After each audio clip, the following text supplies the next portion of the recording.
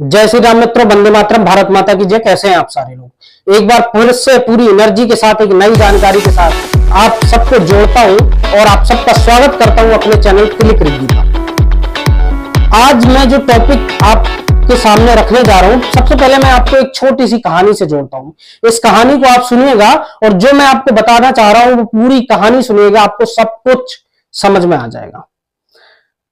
एक मानव थे जो सरकारी कर्मचारी थे, सरकारी विभाग में, सरकार के किसी विभाग में कई वर्षों से 30 से 40 वर्ष हो गए थे उन्हें कार्य करते करते। आज वो अपने विभाग पहुंचते हैं, बड़ा ही उनका चेहरा खिला होता है, बड़ा ही चेहरे पे प्रशंसा होती है। तो जैसे ही वो विभाग के अंदर प्रवेश करते हैं तो उनके जो और कर्मचारी होते हैं, जो उनके सहयोगी होते हैं, उनकी प्रशंसा का कारण पूछते हैं, उनके खिले हुए चेहरे का कारण पूछते हैं।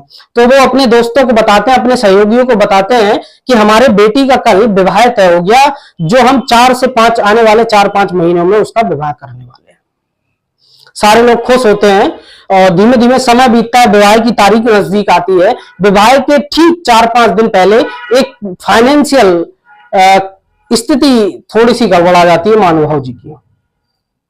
तो वो क्या स्थिति उनकी गड़बड़ाती है कि उन्होंने जो शादी का बजट तैयार किया तो उससे अतिरिक्त पैसे की जरूरत पड़ जाती है। जब उन्हें अतिरिक्त पैसे की जरूरत पड़ती है तो वो चिंता में पड़ जाते हैं, अपने मित्रों से भी जो है वार्तालाप करते हैं, अपने घर में भी चर्चा चलाते हैं। तो कई लोग उनको सलाह देते हैं कि आप बैंक जाओ और पर्सनल लोन ले लीजिए, अनसिक्योर्ड लोन ले लीजिए और उसको आसान किस्तों में चुकाते रहिए।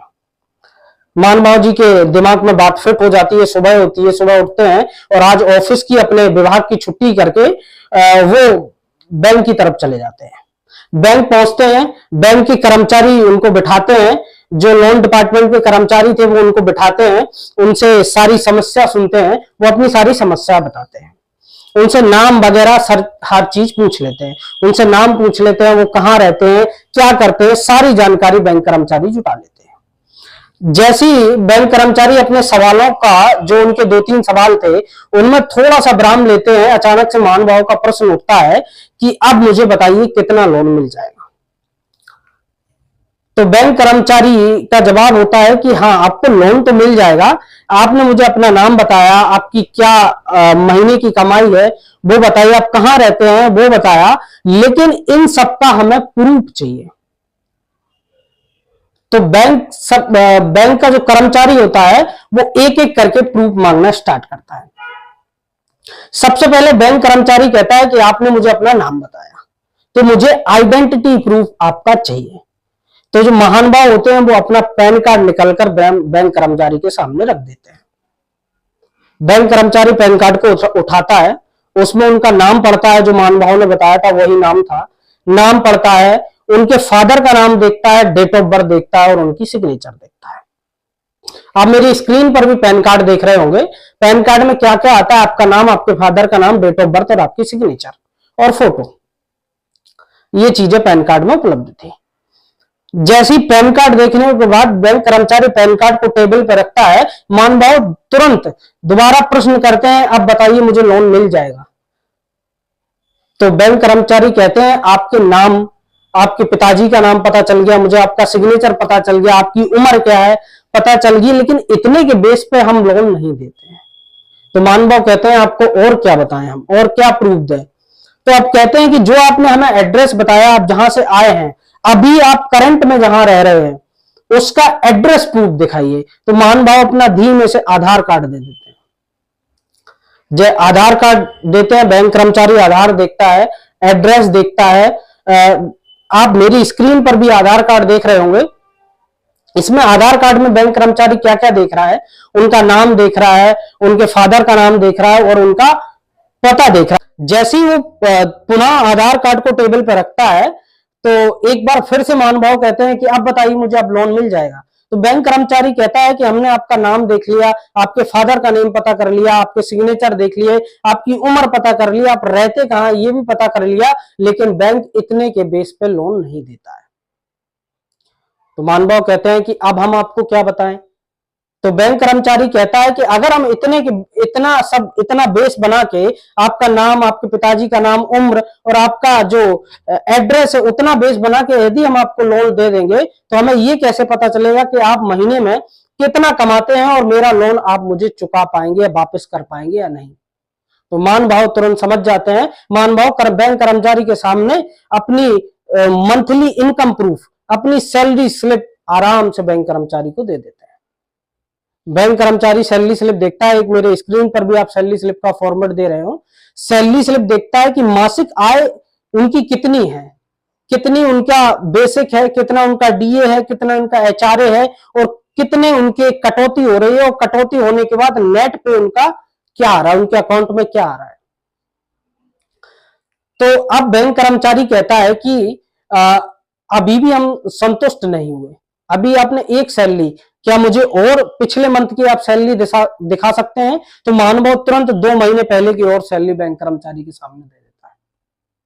तो बैंक कर्मचारी उन सैलरी स्लिप को देखता है, समझता है, उसकी जो इनकम है उसको समझता है और टेबल पर रखता है। अब जैसी टेबल पर रखता है महानुभाव फिर से एक प्रश्न करते हैं, अब बताइए मुझे लोन मिल जाएगा, क्योंकि महानुभाव बड़े परेशान थे कि अब बताइए मुझे लोन मिल जाएगा। वो कहते हैं नहीं, कि अब क्या कमी है कि मैंने आपका एड्रेस पता कर लिया, आपकी आइडेंटिटी चेक कर लिया, आपकी इनकम भी पता कर ली, लेकिन ये तो सैलरी स्लिप कैसे भी बना सकते हैं आप। ये इनकम जो है आपको कंपनी आपको कैश दे रही है, बैंक में ट्रांसफर कर रही है, मोड ऑफ पेमेंट क्या है वो कैसे बताएंगे। तो मान वो समझ जाते हैं, वो अपने जिस अकाउंट में उनकी सैलरी क्रेडिट होती है वो बैंक कर्मचारी के सामने पेश कर देता है। कर्मचारी बैंकिंग देखता है, 3-4 महीने की बैंकिंग पलट पलट के देखता है, सैलरी स्लिप से मिलान करता है कि इस महीने में इतनी सैलरी आई थी और बैंक में कितनी क्रेडिट हुई। देख के जैसी वो थोड़ा बहुत संतुष्ट होता है, दोबारा टेबल पर सैलरी स्लिप रखता है। महानुभाव का फिर से प्रश्न उठता है कि अब आप संतुष्ट हैं, अब मुझे लोन मिल जाएगा क्या। तो बैंक कर्मचारी कहता है कि हमने आपका सब कुछ चेक कर लिया, आपने जो पता बताया था उस पता पे आप रह रहे हैं, आपने जो नाम बताया था वो आपका नाम है, आपके पिताजी का नाम चेक कर लिया, आप महीने में आपकी मासिक आय क्या है वो भी मैंने चेक कर ली, और आपकी वो मासिक आय मोड ऑफ पेमेंट क्या है, किस प्रकार से आप तक पहुंचती है, बैंक ट्रांसफर होती है, एनईएफटी होती है, वो भी पता कर लिया, लेकिन हम अभी भी असंतुष्ट हैं। तो महानुभाव कहते हैं अब बताइए आपको संतुष्ट कैसे किया जाए। तो वो कहते हैं कि अब आपका हम सिविल स्कोर चेक करेंगे। जल्दी 1-2 दिन में आप मेरे चैनल पर सिविल क्या है, सिविल स्कोर से आप लोन कैसे नहीं ले पाते हैं, सिविल स्कोर कैसे अच्छा करें, अगर खराब है तो उसको कैसे सुधारें, ये डिटेल में मेरे चैनल पर बहुत ही जल्दी वीडियो आने वाली है। तो आप चैनल को सब्सक्राइब कर लीजिए और बेल आइकन पर क्लिक कर लीजिए, ताकि जैसे ही वीडियो अपलोड हो तो पहला नोटिफिकेशन आप तक पहुंचे और आप सही जानकारी जुटा पाए। तो महानुभाव कहते हैं, हम अपनी कहानी पर दोबारा आते हैं। तो महानुभाव कहते हैं ठीक है, आप हमारा सिविल चेक कर लीजिए। तो बैंक कर्मचारी अपना सिविल चेक करता है, उनका सिविल सही निकलता है और उन्हें लोन मिल जाता है। वो प्रसन्न होकर अपने घर में वापस चले जाते हैं और अपनी बेटी की शादी के कार्यक्रम में जुट जाते हैं। तो इस कहानी से हमें क्या पता चला कि एक व्यक्ति को पर्सनल लोन लेने के लिए किन किन डॉक्यूमेंट्स की जरूरत होती है। ज्यादा कुछ पर्सनल लोन में डॉक्यूमेंट्स नहीं चाहिए होता है। महानुभावों ने जो जो डॉक्यूमेंट्स बैंक कर्मचारी को दिए, सिर्फ उतने ही डॉक्यूमेंट्स की जरूरत होती है अनसिक्योर्ड लोन में। पहला आइडेंटिटी प्रूफ, दूसरा रेजिडेंस प्रूफ, तीसरा इनकम प्रूफ। आइडेंटिटी प्रूफ में आप क्या क्या दे सकते हैं, आपका पैन कार्ड जिसमें आपका नाम, आपके फादर का नाम, मेरी स्क्रीन पर पैन कार्ड दिख रहा होगा, आपका नाम, आपके फादर का नाम, डेट ऑफ बर्थ, आपकी सिग्नेचर, बैंक को पता लग जाता है। रेजिडेंस में आप आधार कार्ड दे सकते हैं, वोटर आईडी कार्ड दे सकते हैं, पासपोर्ट दे सकते हैं, आपके बैंक खाता है उसमें जो अगर आपका एड्रेस आ रहा है तो वो दे सकते हैं, ताकि आपका एड्रेस वेरीफाई हो पाए। तीसरी चीज आपको मेन है जो इनकम, आप अपने जो आप जिस फर्म में काम करते हैं, आप गवर्नमेंट है, प्राइवेट है, जिस टाइप से आप काम करते हैं, उसका जो सैलरी आपको मिलता है उसकी 3 महीने की सैलरी श्रम महानुभाव ने दी थी, तो 3 महीने की सैलरी स्लिप चाहिए होती है। और वो मोड ऑफ पेमेंट क्या है, वो किस अकाउंट में क्रेडिट होती है, उसकी 6 मंथ की बैंकिंग चाहिए होती है। सिंपल से डॉक्यूमेंट्स है, आपका पैन कार्ड, आपका आधार कार्ड, आपकी 3 month salary slip, 6 month bank statement और एक पासपोर्ट साइज फोटो। इससे ज्यादा अनसिक्योर्ड लोन में कोई डॉक्यूमेंट्स नहीं लगता है। बाकी जो और डॉक्यूमेंट्स होते हैं वो कुछ चीजों को क्लैरिफाई करने के लिए, जस्टिफिकेशन के लिए बैंक कभी कभी मांग लेता है। लेकिन आपके जो मेन डॉक्यूमेंट्स है वो pan card, Aadhaar card, 3 month salary slip, 6 month bank statement and एक पासपोर्ट साइज फोटो। हाँ, इतने के बेस पे आपको पर्सनल लोन नहीं मिलता है।